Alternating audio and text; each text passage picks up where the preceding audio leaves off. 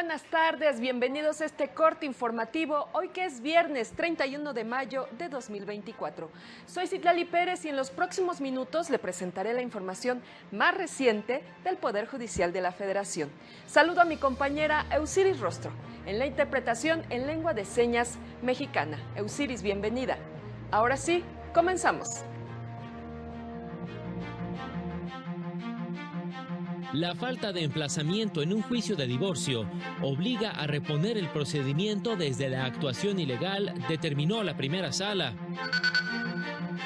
El reto de las personas juzgadoras es garantizar el acceso a la justicia a toda la población, afirmó la ministra Yasmín Esquivel Moza. Presentan protocolos sobre legalidad de detenciones en el sistema de justicia penal. La Suprema Corte publicó la sentencia del Pleno en la acción de inconstitucionalidad 134/2019 y su acumulada 137, en la que invalidó diversas disposiciones de la Ley de Transporte Público del Estado de San Luis Potosí. Entre ellas, el artículo 71 bis, fracción primera, en la porción con domicilio social y fiscal en el mismo estado, obligación que deberían cumplir las empresas de redes de transporte que operen en la entidad, lo que violaba la Constitución al imponer restricciones y otorgar un mejor trato a los residentes del Estado. También invalidó el artículo 71 cuater, fracción primera, inciso A, en la porción tener una distancia mínima de 2.6 metros entre ejes y valor de factura de por lo menos 3.500 unidades de medida y actualizaciones relativas a las características del vehículo para prestar el servicio, lo que implicaba una barrera comercial al reservar la prestación del servicio a personas de mayor capacidad económica.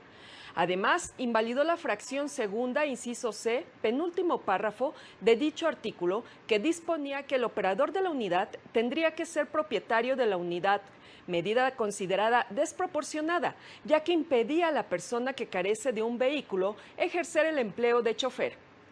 El Pleno determinó también la invalidez del artículo 71 nonies, fracción primera y tercera, primer párrafo, fracciones quinta, sexta y séptima, que imponían sanciones administrativas por infracciones a los requisitos legales de operación, mismas que estaban determinadas en cantidades fijas, lo que impedía individualizar la multa correspondiente. Por su parte, la primera sala de la Corte estableció que la falta de nulidad del emplazamiento en un juicio de divorcio sin expresión de causa conlleva a la reposición del procedimiento desde la actuación ilegal, lo que incluye dejar sin efectos tanto la sentencia de divorcio como la orden al registro civil de levantar el acta correspondiente o de realizar una anotación marginal en el acta de matrimonio. La sala explicó que ello es así, ya que se trata de una violación de carácter procesal más grave en contra de la parte demandada. En consecuencia, dejar subsistente la sentencia implicaría violar el derecho a la seguridad jurídica de la persona demandada, aun cuando en su momento ésta no hubiera podido oponerse al divorcio, ya que la modificación del estado civil de las personas tiene efectos patrimoniales y extrapatrimoniales que no solo se dirimen en el juicio de divorcio. Por lo tanto, el derecho al libre desarrollo de la personalidad no tiene el alcance de validar una sentencia de divorcio dictada sin el conocimiento de una de las partes, pues este derecho tiene como límite el orden público y la afectación de derechos e intereses de terceros. Y en más noticias, la reforma laboral es el cambio social más grande en nuestro país en un siglo, pues permitió transformar el enfoque hacia los derechos de las y los trabajadores, aseguró la ministra Yasmín Esquivel Moza, al dictar una conferencia magistral durante la presentación del podcast Voces de la Justicia, Justicia Laboral al Día, producido por la JUFET y la Comisión de los Derechos Humanos del Estado de México. Señaló que la segunda sala de la Corte ha dictado diversas sentencias para dejar atrás malas prácticas en el ámbito laboral y garantizar las prestaciones. En esta búsqueda de justicia social, ha reconocido la participación de los beneficios de las pensiones de viudez, no solo al grupo familiar que tradicionalmente conocemos, sino también las distintas formas de conformación familiar. El reto, indicó, está en lograr la paridad de género tanto en los puestos directivos como en la representación en las organizaciones sindicales. Hoy los jueces y las juezas tenemos un reto muy importante: accesar y hacer que todas las personas tengan acceso a la justicia, en materia laboral y en todas las demás materias. Nuestro reto es muy grande, es muy importante que el pueblo de México vea que existen jueces y juezas comprometidos con los mexicanos. Y la jueza de distrito, Sandra Lisset Gómez Banda, explicó a Justicia TV el reto que asume como juzgadora federal. La jueza, quien rindió protesta en sesión conjunta de plenos de la Suprema Corte y del Consejo de la Judicatura Federal el pasado lunes 27 de mayo, habló también de los principios que regirán su actuación. Somos los guardianes de preservar los principios fundamentales de la sociedad, la equidad, la justicia, los derechos individuales de cada persona. Tenemos una tarea enorme respecto de las garantías de cada individuo y además tenemos un compromiso con la integridad, porque necesitamos ser firmes en nuestras decisiones, necesitamos tener mucha valentía para tomar decisiones difíciles. Necesitamos también empatía para comprender las circunstancias de cada caso y tenemos que tener firme determinación para aplicar la justicia por sobre todas las cosas. Necesitamos estar completamente empapados y al día de cada criterio que esté saliendo. Ahorita está la prisión preventiva oficiosa como el tema más actual y se tiene que estar viendo y estarse actualizando todos los días, porque respecto de los criterios que salen son como tú vas a emitir las determinaciones frente a la gente. No podríamos nosotros estar desactualizados porque nuevamente nuestra decisión va a impactar totalmente en su vida. No se puede dejar en manos de un ciudadano sin preparación o sin estudios.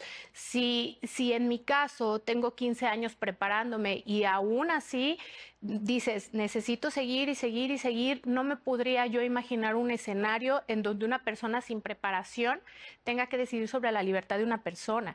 Si a mí me lo preguntas, estar yo sentada como imputada frente a un juez sabiendo que no tiene el conocimiento para decidir justamente, imparcial, objetivo, justo, a mí me llenaría de incertidumbre porque no sé si la decisión que vaya a tomar sea la más acertada o no para mi persona. Cada trabajador del Poder Judicial de la Federación es un ejemplo a seguir.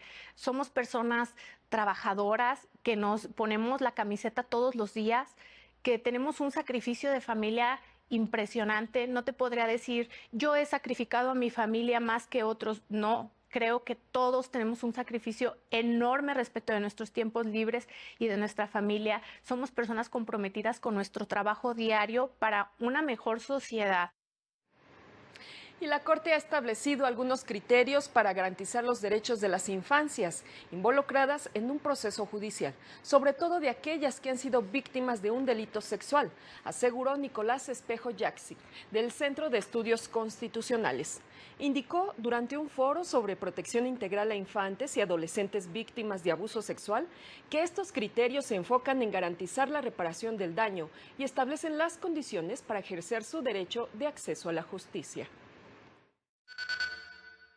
Y la Corte ha desarrollado líneas jurisprudenciales donde reconoce el derecho de acceso a la justicia de las niñas y los niños, una justicia que sea adaptada, una justicia que evite la revictimización o la victimización secundaria, que adapte procesos, instancias, incluso los espacios físicos, para que la experiencia de contacto con la justicia para esas niñas y esos niños sea una experiencia adecuada y que limite cualquier forma ulterior de vulneración a sus derechos. Para Luis Peña, persisten obstáculos que impiden a los infantes víctimas de delitos sexuales acceder a la justicia, pues se mantiene la prescripción de estos delitos en 7 entidades, incluido Guerrero, y la figura de la incapacidad por minoría de edad que imposibilita que puedan presentar una denuncia por sí mismos, es decir, solo lo pueden hacer a través de sus progenitores. Reveló que existe un amparo en la primera sala en el que deberá definir si los delitos en contra de infantes prescriben o prevalece lo dispuesto en el artículo 106 de la Ley de los Derechos de Niñas, Niños y Adolescentes. un poco lo que va a resolver la Corte es a qué le tenemos que hacer caso. Porque hoy todavía hay 7 estados en donde los jueces, las juezas penales, tienen que discernir si aplican el Código Penal y dan la prescripción, como en Guerrero, o si dan preferencia a la ley general que indica que no prescriban estos delitos. Y el Consejo de la Judicatura Federal publicó el acuerdo por el que se declara instalado el Consejo Nacional de Mecanismos Alternativos de Solución de Controversias y el inicio de funciones, como se prevé en el artículo 6º transitorio de la ley en la materia. El presidente del Consejo será Sergio Arturo Valls Esponda, quien fue electo por las 2/3 partes de los integrantes, y como secretaria técnica se designó a Nancy Gutiérrez Jiménez. El acuerdo ordena al presidente del Consejo notificar a la Cámara de Diputados Federal, al Senado de la República y a las legislaturas locales la instalación de dicho Consejo.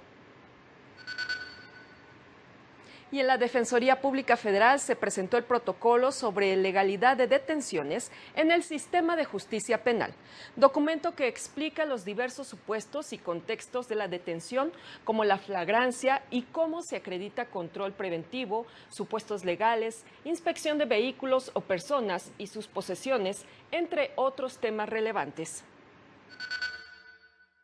Que hacía falta darle más difusión a toda esa doctrina procesal penal que había emitido la Corte. Y que en lo relativo a legalidad de detenciones se había dicho mucho. Y ponerlo en un documento de forma que fuera accesible, que llegara pues, a todas las personas operadoras de justicia, incluyendo, por ejemplo, a la defensa pública, pues iba a reportar resultados positivos en el sistema. Se trata de una guía para personas juzgadoras al momento de analizar la legalidad de una detención y para los abogados para definir la estrategia de defensa. Dentro de las cosas que procuramos dejar atrás con el anterior sistema era justamente estos casos que seguimos todavía teniendo, en donde después de una detención arbitraria, después de tortura, se seguían procesos además en prisión preventiva. Pues es un avance importante para al menos poner en claro sobre la mesa este mapa de cuestiones preliminares para el control judicial de las detenciones. Momento de una pausa, no se vaya porque ya volvemos.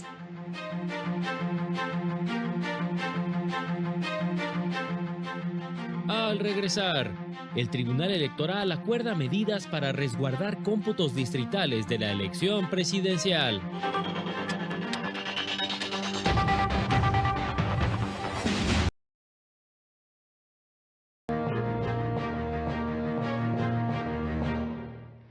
(14:14). Gracias por continuar con nosotros en la víspera de los comicios más grandes de la historia del país, en los que se renovarán más de 20,000 cargos de elección popular. Magistrados de la Sala Superior del Tribunal Electoral se reunieron con integrantes del Gabinete de Seguridad del Gobierno Federal.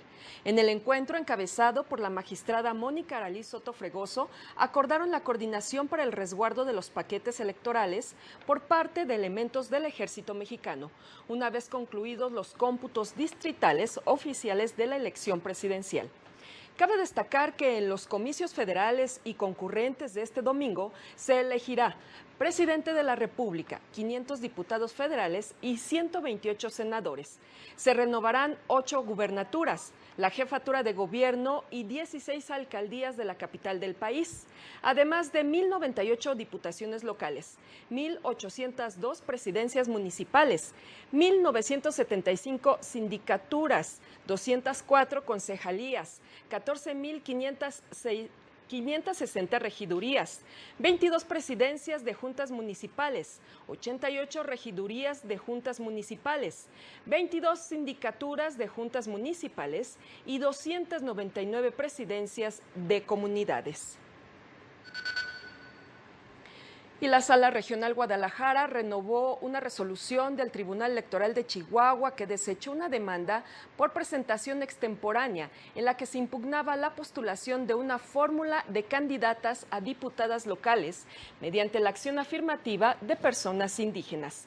La Sala indicó que no se tomó en cuenta la situación de vulnerabilidad de la parte actora, por lo que debió garantizar su derecho de acceso a la justicia al asumir jurisdicción en el caso. Revocó el registro de la fórmula, pues no se acreditó de manera indudable el requisito de pertenencia al pueblo originario que las candidatas aducían. Porque pone de relieve la importancia que existe, sobre todo para tener un procedimiento de validación de las constancias que se emiten para hacer válidas las manifestaciones de una autoridad indígena que dice, que afirma de tener relación o vínculo por parte de las candidaturas con una comunidad indígena y evitar, obviamente, pues posibles, digamos, candidaturas que no tienen este requisito. Por su parte, la Sala Regional Ciudad de México restituyó en sus derechos político-electorales a una persona y ordenó a la Autoridad Electoral de Morelos dejar firme su registro a una diputación local indígena por el Distrito Cuarto en Tetela del Volcán, postulado por el Partido del Trabajo. Lo anterior al revocar la resolución del Tribunal Electoral de Morelos, que determinó que no cumplía con el requisito de autoadscripción, mismo que acreditó debidamente al presentar un acta de asamblea suscrita por diversas personas pertenecientes a la comunidad indígena Joaquín Camayo, que lo reconocen plenamente como integrante de su comunidad. Para el efecto de que se restituya al actor en sus derechos político-electorales y dejar firme su registro como candidato a la Diputación Local por el Distrito Electoral 4 con cabecera en Tetela del Volcán, Morelos, postulado por el PT.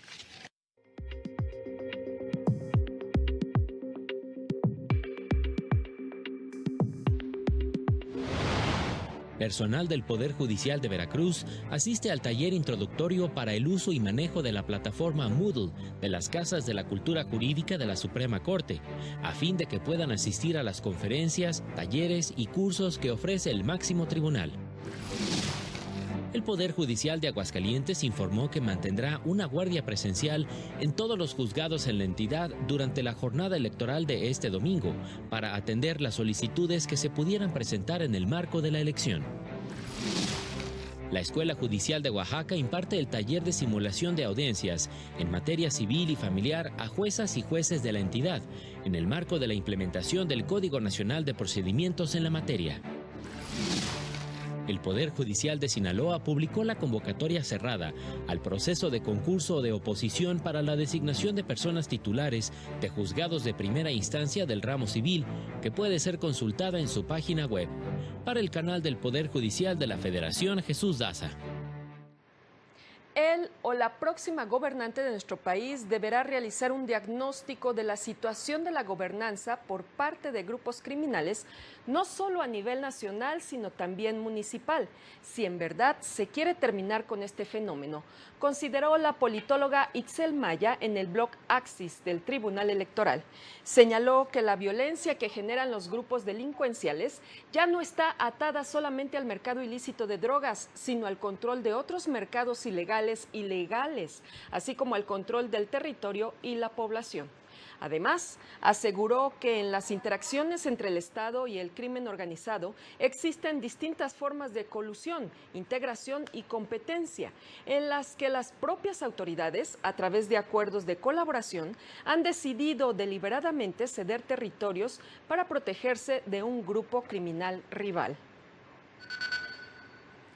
Y en otros temas, en el primer encuentro nacional de escuelas judiciales se constituyó la Alianza Nacional de Escuelas Judiciales, cuya actuación se regirá bajo 5 ejes temáticos que son: llevar a cabo una planeación curricular y oferta estratégica de programas académicos para la formación judicial, organización y gestión de las escuelas judiciales, impulsar la investigación judicial y la evaluación, establecer metodologías activas e impulsa el uso de las tecnologías aplicadas en la formación judicial y evaluación, impulsar sanas prácticas en los procesos de selección, modelos de carrera judicial, así como la vinculación y alianzas estratégicas, incluir contenidos transversales en la formación judicial del siglo XXI. De esta forma llegamos al final de este corte informativo. Soy Citlali Pérez. Manténgase en la señal del canal del Poder Judicial de la Federación. Lo invito a seguir a las 19:30 horas nuestro avance informativo y a las 20:30 el noticiario nocturno. Este sábado a las 18:30 horas no se pierda Semanario Judicial, resumen de noticias del Poder Judicial de la Federación, con su repetición el domingo a las 10:30 de la mañana. Gracias por su atención, que tenga excelente tarde. Hasta pronto.